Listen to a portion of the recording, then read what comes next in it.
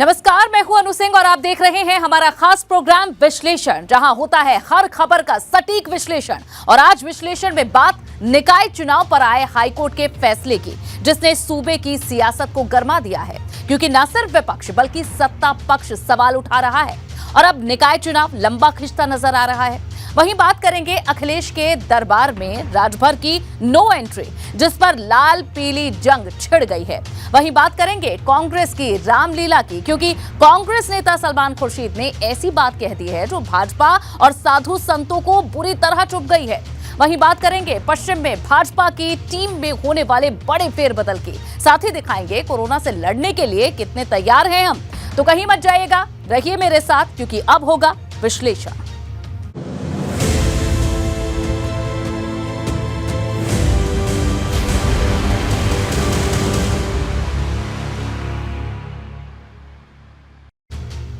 और आज विश्लेषण में सबसे पहले बात ओबीसी आरक्षण पर शुरू हुई महाभारत की, क्योंकि ओबीसी आरक्षण का जो पेच कोर्ट में पिछले 15 दिनों से फंसा हुआ था, उसे हाईकोर्ट ने रद्द कर दिया और सरकार को बिना ओबीसी आरक्षण के चुनाव कराने को कहा है। अब इसी को लेकर राजनीति गर्मा गई है, क्योंकि सरकार ने कह दिया है कि बिना ओबीसी आरक्षण के चुनाव नहीं होगा, फिर चाहे इसके लिए सुप्रीम कोर्ट ही क्यों ना जाना पड़े। लेकिन विपक्ष भाजपा के रवैये पर सवाल उठा रहा है, जो कह रहा है कि जो हुआ उसके लिए सरकार ही जिम्मेदार है, जो अगर चाहती तो वक्त रहते ओबीसी आरक्षण को लेकर ट्रिपल टेस्ट करा सकती थी।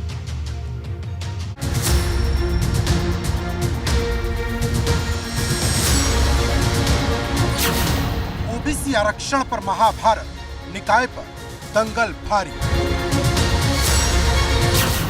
ओबीसी आरक्षण पर छिड़ी जंग, सरकार पर विपक्ष का तंज।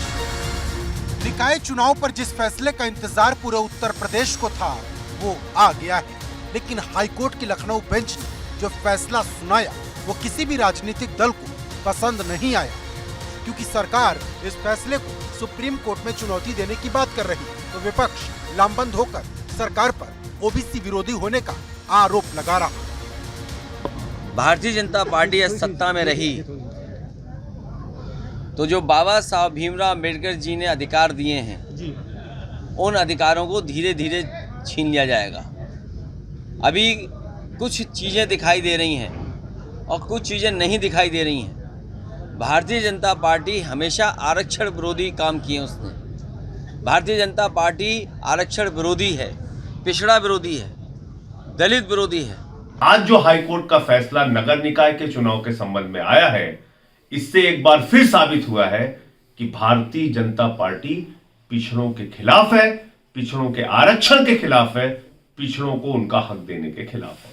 तो ये तो सरासर ओबीसी के पिछड़ी जातियों के साथ अन्याय है और इस अन्याय को कांग्रेस बर्दाश्त नहीं करेगी। कांग्रेस उनके साथ खड़ी होगी और लड़ाई लड़ेगी। अगर उन्हें हकीकत में चुनाव कराना है, सरकार को चुनाव कराना है, तो 5 साल से क्या कर रही थी? तो हाईकोर्ट ही सर्वोपरि नहीं है, लोकसभा विधानसभा सर्वोपरि है ना। तो आरक्षण लागू होगा। अभी हाई कोर्ट ने दिया है ना, अभी सुप्रीम कोर्ट बाकी है ना। लगातार ये आरोप लगाया जा रहा है सरकार के ऊपर कि वो पिछड़ों की विरोधी है, ओबीसी की विरोधी है। विपक्षी दलों का कहना है कि जब पहले इसी तरह के मामले महाराष्ट्र, मध्य प्रदेश में आए, वहां पर कोर्ट के आदेश आ चुके हैं, सुप्रीम कोर्ट के इसे लेकर आदेश है, तो फिर पहले ही क्यों नहीं सरकार ने उन आदेशों को ध्यान में रखते हुए आयोग का गठन किया। और अब निकाय चुनाव लंबा खिंचता नजर आ रहा, क्योंकि सरकार ने साफ कह दिया है कि बिना ओबीसी आरक्षण के चुनाव नहीं होगा। राज्य सरकार का सूचना है कि माननीय उच्च न्यायालय के निर्देशानुसार आयोग गठित करके ट्रिपल टेस्ट की जो प्रक्रिया है उसे पूर्ण करके हम ओबीसी को आरक्षण देने के बाद ही हम चुनाव कराएंगे। हम फैसले का स्वागत सम्मान करते हुए विधि विशेषज्ञों के द्वारा देश का अध्ययन करवा रहे हैं। सरकार के स्तर से या तो अन्य कोई रास्ते से जो भी रास्ता अपनाना पड़ेगा, वो रास्ता अपनाते हुए उत्तर प्रदेश के अंदर ओबीसी का आरक्षण शून्य करके भारतीय जनता पार्टी की आदरणीय योगी आदित्यनाथ जी के नेतृत्व वाली सरकार चुनाव नहीं कराएगी। हमारी सरकार लगातार ओबीसी, SC, ST समाज को उनका हक दिलाने के लिए काम कर रही है। और जो विपक्ष है पूरी तरह से डिरेल्ड है, हताश है, उनके पास कोई नीति नहीं, कोई एजेंडा नहीं। निकाय चुनाव के मामले में सरकार ने अब सुप्रीम कोर्ट जाने के संकेत दे दिए हैं। सरकार ने साफ किया कि अब पहले आयोग का गठन होगा, उसके बाद ट्रिपल टेस्ट के आधार पर ही ओबीसी का आरक्षण लागू किया जाएगा और इसके बाद में ही निकाय के चुनाव कराए जाएंगे। सरकार ने यह भी साफ किया कि हाईकोर्ट ने अपना जो आदेश दिया है उसका अध्ययन किया जाएगा और उसके बाद अगर जरूरत हुई तो सुप्रीम कोर्ट भी जाएंगे। गौरतलब है कि हाईकोर्ट ने सरकार के दिए ओबीसी आरक्षण को रद्द कर दिया है और 2 कंडीशन सरकार और निर्वाचन आयोग के सामने रखी है। पहली ये कि ओबीसी आरक्षण देने के लिए एक कमीशन बनाया जाए और कमीशन की रिपोर्ट के आधार पर ही ओबीसी आरक्षण दिया जाए, यानी सरकार ट्रिपल टेस्ट का फॉर्मूला अपनाए। दूसरी कंडीशन यह है कि अगर सरकार और निर्वाचन आयोग को लगता है कि इसमें वक्त लग सकता है तो वो बिना ओबीसी आरक्षण के ही तुरंत चुनाव करा सकते हैं, लेकिन अगर तुरंत चुनाव होते हैं तो ओबीसी के लिए आरक्षित सीटें सामान्य मानी जाएंगी। सरकार को और चुनाव आयोग को ये निर्देश दिया है कि ये चुनाव तुरंत कराया जाए, क्योंकि सुप्रीम कोर्ट की जजमेंट के हिसाब से ट्रिपल सर्वे और डेडिकेटेड कमीशन की बात भी उच्च न्यायालय ने कहा है, लेकिन ये अभी तुरंत संभव नहीं है। इसलिए यह चुनाव, मौजूदा चुनाव बिना ओबीसी को रिजर्वेशन दिए हुए कराया जाए और उन सारी सीटों को अनरिजर्व डिक्लेयर किया जाए। लेकिन सरकार नहीं चाहती कि वो ओबीसी आरक्षण विरोधी ठप्पा खुद पर लगने दे, क्योंकि विपक्ष इसी मोर्चे पर उसे घेर रहा है और ये बात सरकार को भी समझ आ रही, क्योंकि सवाल सिर्फ निकाय चुनाव का नहीं, सवाल तो 2024 का भी है, जिसमें अब सिर्फ 14 महीने बाकी हैं। लखनऊ से विवेक त्रिपाठी, एबीपी गंगा।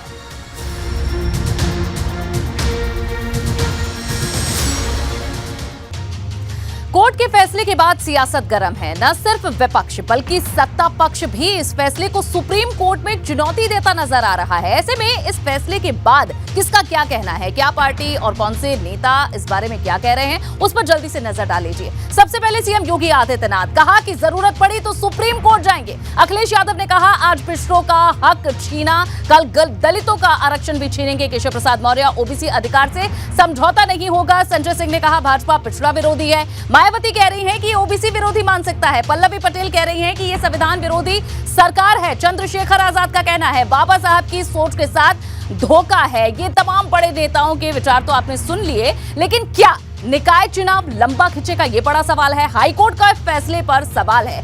फैसले को सुप्रीम कोर्ट में चुनौती देने की बात कही जा रही है। चुनौती मिली तो फिर सुनवाई होगी और ट्रिपल टेस्ट में वक्त लगेगा। ओबीसी आरक्षण के लिए कमीशन बनाया जाएगा। फरवरी में यूपी बोर्ड के एग्जाम है और कोरोना का खतरा भी बढ़ा है। ऐसे में चुनाव लंबे अटक सकते हैं। वहीं ओबीसी आरक्षण पर इतनी महाभारत क्यों है, अब ये भी जल्दी से जान लीजिए। जहां यूपी में 50% ओबीसी वोट बैंक है, जीत का सबसे बड़ा ये फैक्टर माना जाता है। जिसके साथ ओबीसी, उसका पलड़ा भारी।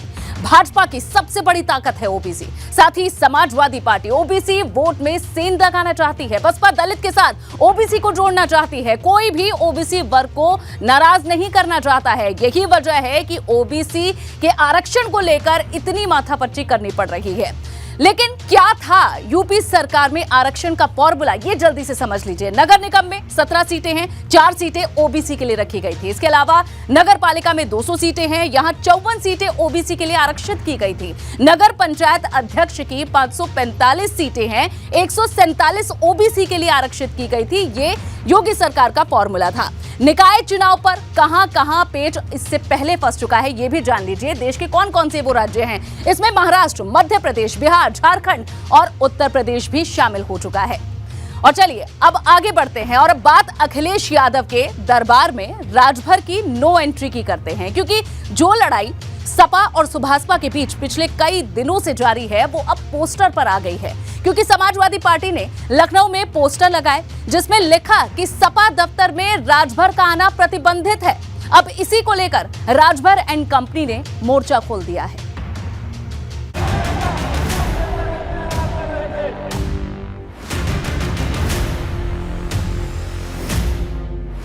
लाल दरबार में राजभर की नो एंट्री। सपा सुभाषपा की लड़ाई पोस्टर बाजी पर आई। जैसे सुभाषपा के साथ मिलकर कभी अखिलेश यादव ने लाल पीला गुलदस्ता बनाया था, अब उसी सुभाषपा के साथ सपा की लड़ाई इतनी बढ़ गई है कि पोस्टरबाजी पर आ गई है, क्योंकि लखनऊ में लगे इस पोस्टर ने दिसंबर की सर्दी में गर्मी पैदा कर दी है, जिस पर लिखा है कि ओम प्रकाश राजभर जी का सपा दफ्तर में आना प्रतिबंधित है।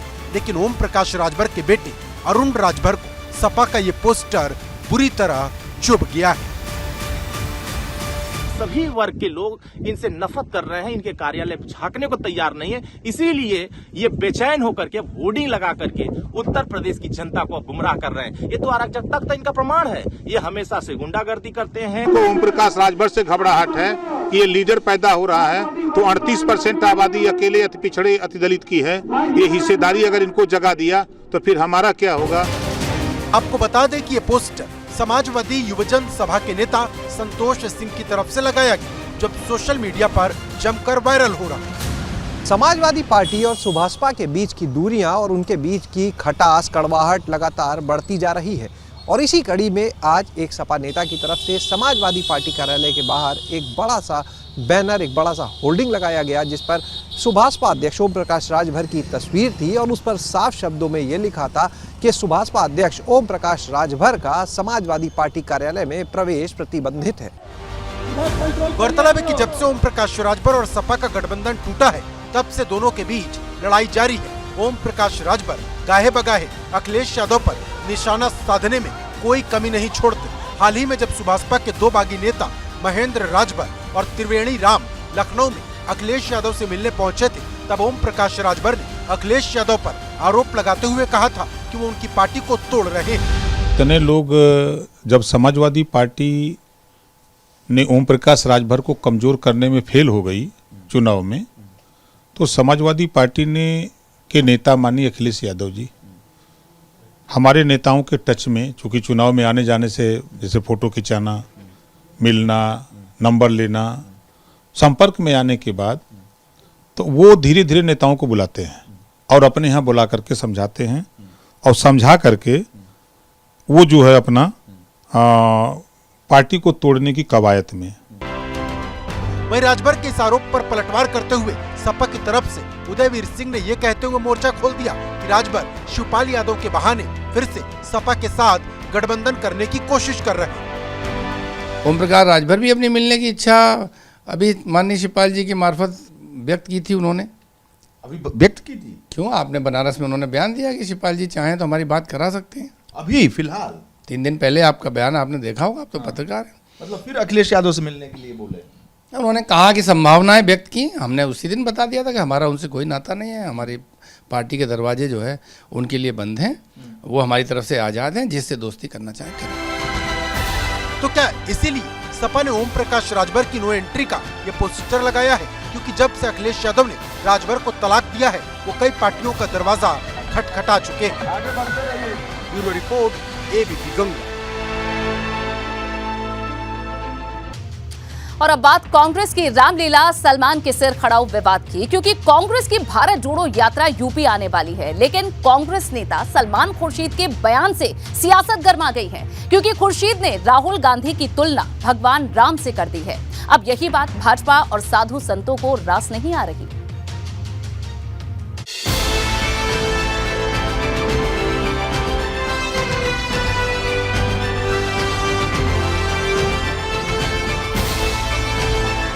राहुल को बताया राम, छिड़ गया सियासी संग्राम। राम लेकर हम उत्तर प्रदेश में चले हैं, उत्तर प्रदेश में खड़ाव पहुंच गई, तो राम जी भी पहुंचेंगे। भारत जोड़ो यात्रा या कांग्रेस की राम लीला।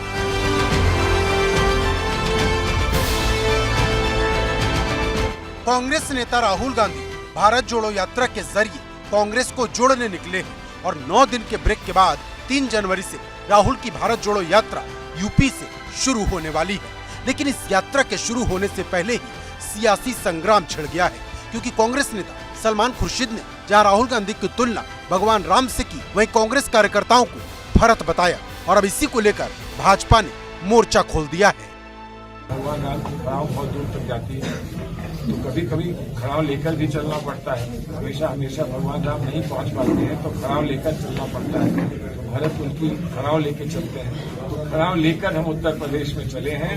उत्तर प्रदेश में खड़ाव पहुंच गई है तो राम जी भी पहुंचेंगे, ये हमारा विश्वास है। अब क्या बताएं उनके बारे में, वो उनको ज़्यादा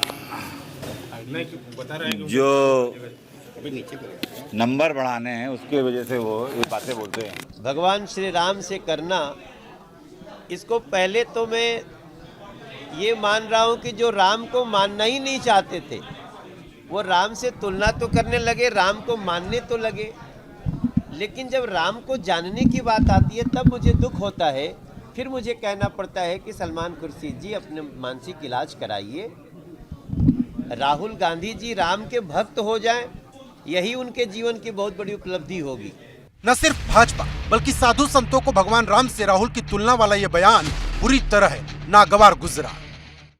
राहुल गांधी को ये तुलना राम से करते हैं वो नहीं हो सकते और उनकी पार्टी भक्त नहीं हो सकती। राहुल उनको सलमान खुर्शीद को कहना चाहिए था कि हमारे पैगंबर, हमारे जो इस्लाम है वो है कांग्रेस पार्टी है और हमारे जो क्या कहते हैं अल्लाह खुदा है वो अल्लाह खुदा स्वयं राहुल गांधी है।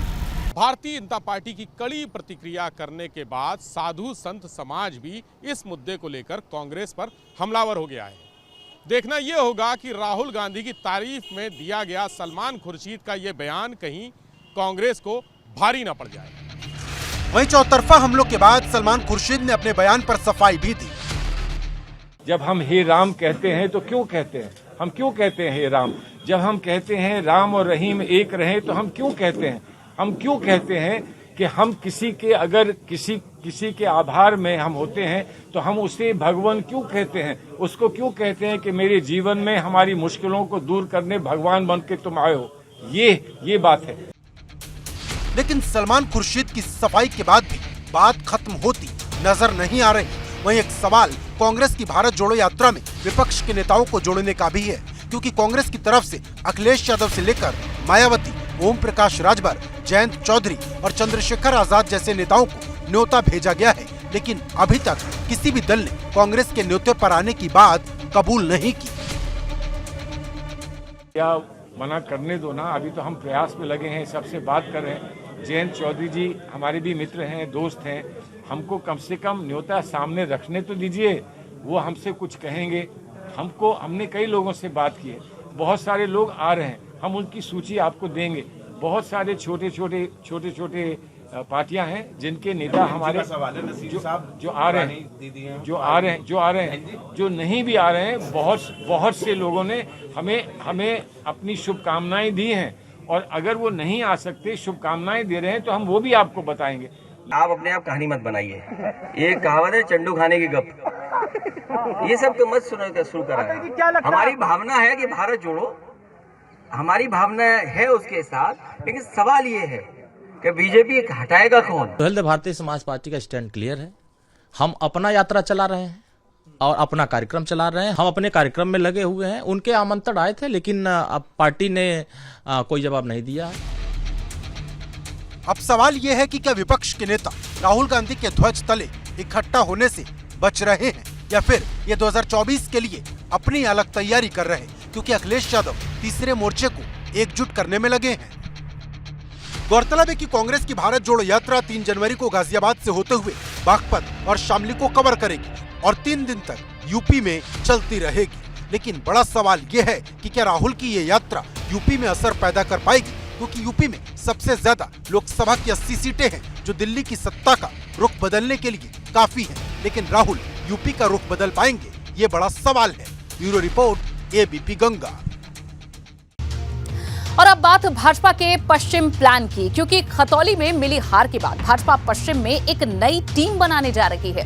क्योंकि भाजपा की कोशिश जाट लैंड में जाट के साथ दूसरी बिरादरी को जोड़ने की है, क्योंकि जो दाव खतौली में जयंत ने जाट गुर्जर को लेकर चला था, अब इसी की काट खोजने के लिए भाजपा एक बड़ा दाव चलने जा रही है।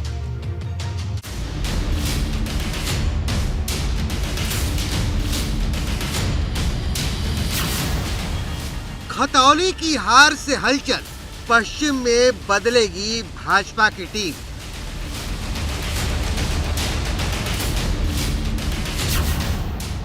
भाजपा का गुर्जर दांव, पश्चिम में मजबूत होंगे पांव।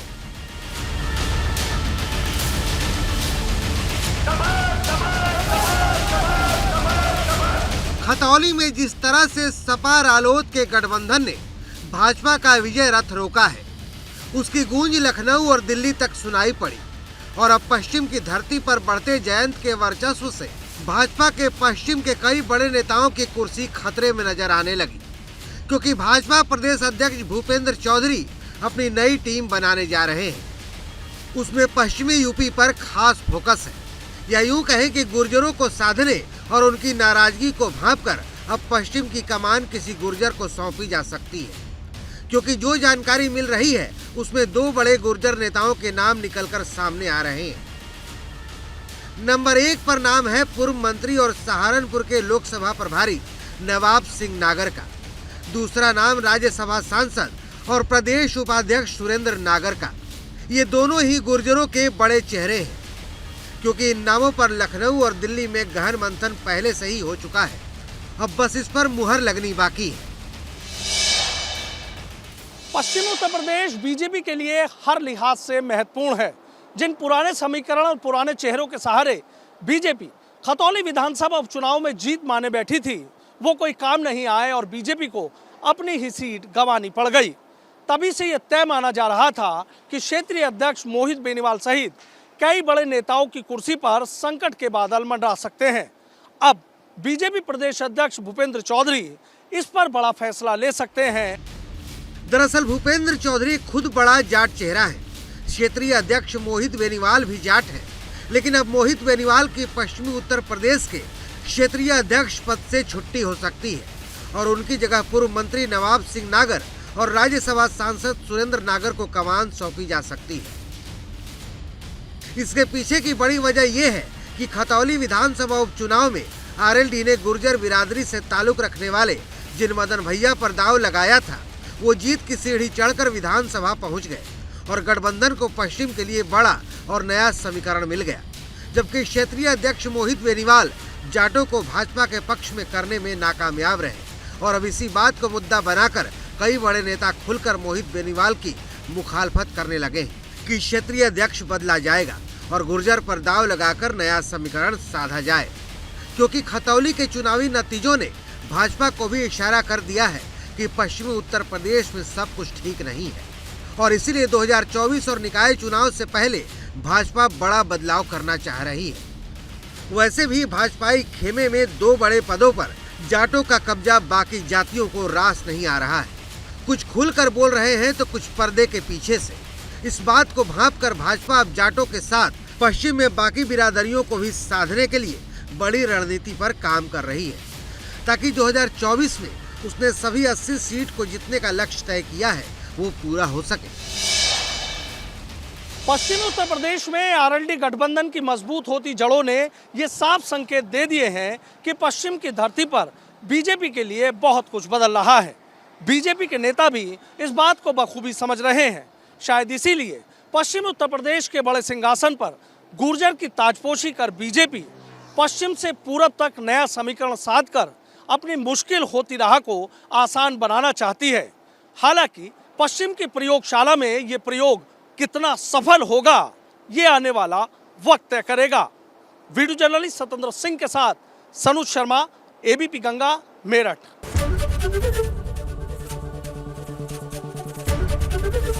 एबीपी गंगा, खबर आपकी, जुबान आपकी।